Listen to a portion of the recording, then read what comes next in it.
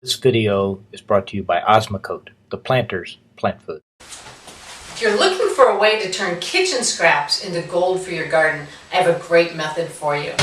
I'm Amy Grisak, a garden writer in Great Falls, Montana, and today I'm going to teach you about the Bokashi method of food fermentation that you can use as a soil amendment. Now, Bokashi has been around for decades. It was developed in Japan by a scientist who was looking for a way to utilize microorganisms to clean up organic matter, to clean up waterways and other spills and pollution without having to use more extreme measures. So he came up with this, it's called EM, it's called effective microorganisms, that basically turn organic matter into, well, basically ferments it, or does ferment it.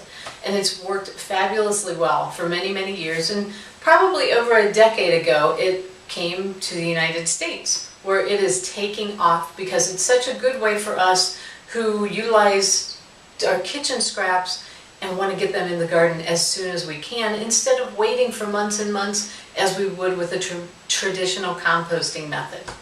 So basically the way Bokashi works is the EM, those effective microorganisms, are a liquid, and people who make the Bokashi inoculant just inoculate bran with it. They add the EM and molasses and dry it out, and then we have this lovely, easy to use product. And what we're going to do with this is we're going to add it to our kitchen scraps, and that's going to supercharge or kickstart this fermentation process. Now, I want to be sure you know, so you're not disappointed when this whole process takes place, is in 2 weeks, which is about how long it takes for the process to happen, everything is going to look pretty much the same in your bucket.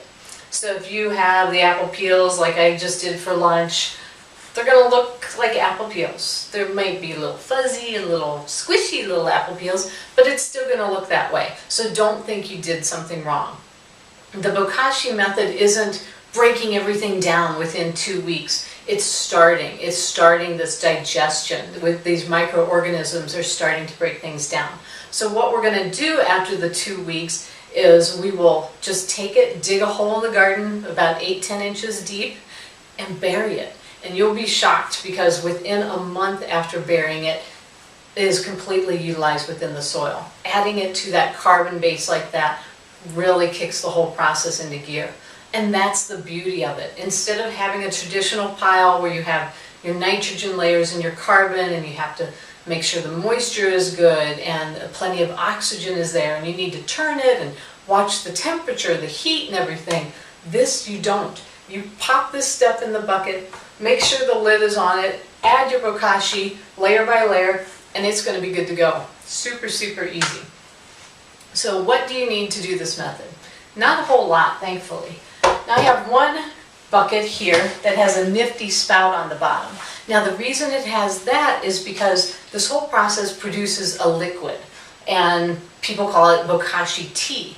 It's a fabulous fertilizer. You use about a tablespoon in a gallon of water diluted. You can water all your seedlings, all your plants with that. Or what I do in the wintertime, since I don't have anything to water yet, is when I drain it off, I just pour it down the sink or in the toilet for our septic system. I use a lot of stuff going through the septic system, so it's important to keep that healthy bacteria going so we don't have any problems. So basically, you just turn it and drain it, and just fill it up a cup or so at a time. It's nice to keep the moisture off when you have a solid bottom bucket like this, just because you don't want the process to rot. You want it to ferment. So I'm just going to drain that, and then I'll just pour that down the drain later today. So yummy stuff. And it smells vinegary. That's another good thing to know. You're on the right track. If it smells like you got a batch of pickles going, that's exactly what you want. The other option for buckets are just 5-gallon buckets. This is a solid one, which I use often, and I'll show you how to do this in just a second. But if you want to be able to utilize that tea, which is so good, you can take one of these buckets and drill about 20 half-inch holes in the bottom, and then place the bucket with the holes in the bottom in another solid bucket. That way, as the tea is being produced, you just pull this one out, take the other one, utilize the tea, put her back together, and there you go. This one I just didn't want to drill holes in the bottom, so I'm doing it the solid way. So what I did is I took my bokashi and I added about a cup in the bottom. And so in order to soak up the tea that's produced, so it's not everything at the bottom isn't just sitting in a pool of liquid, I'm utilizing newspaper.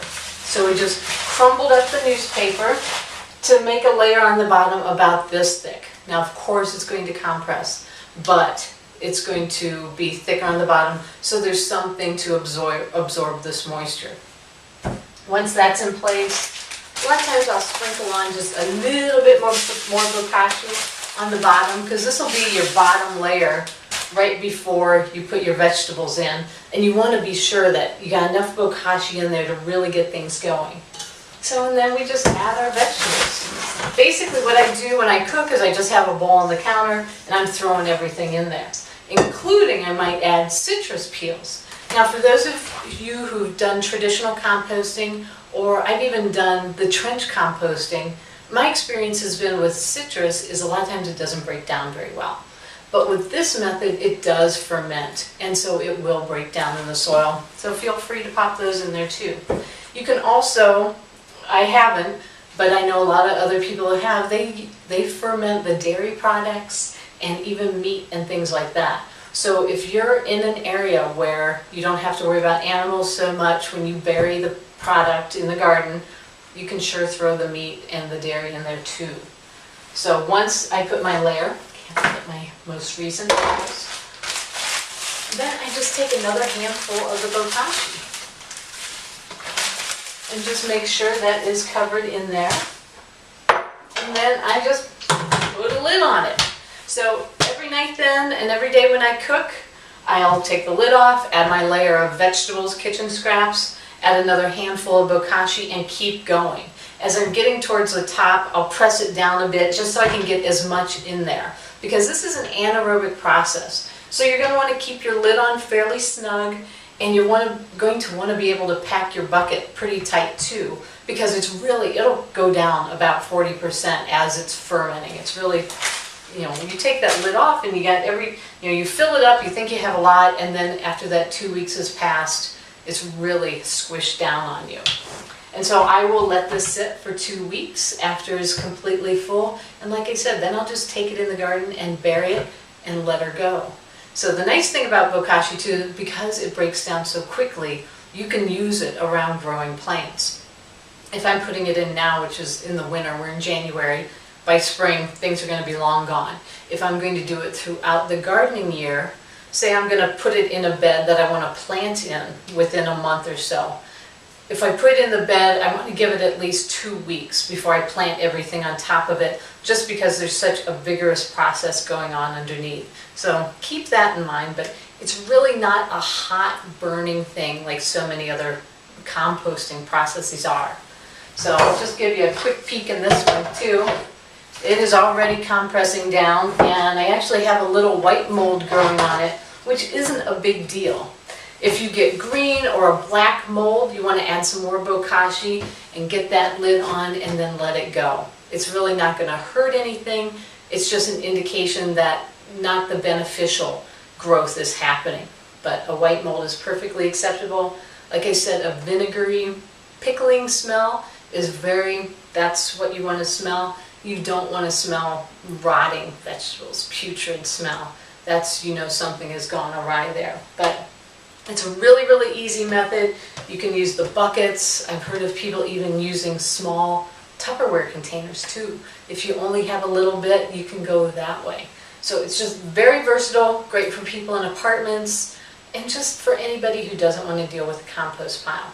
So I highly recommend you finding bokashi. You can find it online a lot of places. You can also find the EM liquid online and make the inoculant yourself. It's very inexpensive, especially over the long term, and you're going to be thrilled with the results. Not only how many kitchen scraps that you produce and that don't go in the landfill, but just how well it works in the garden.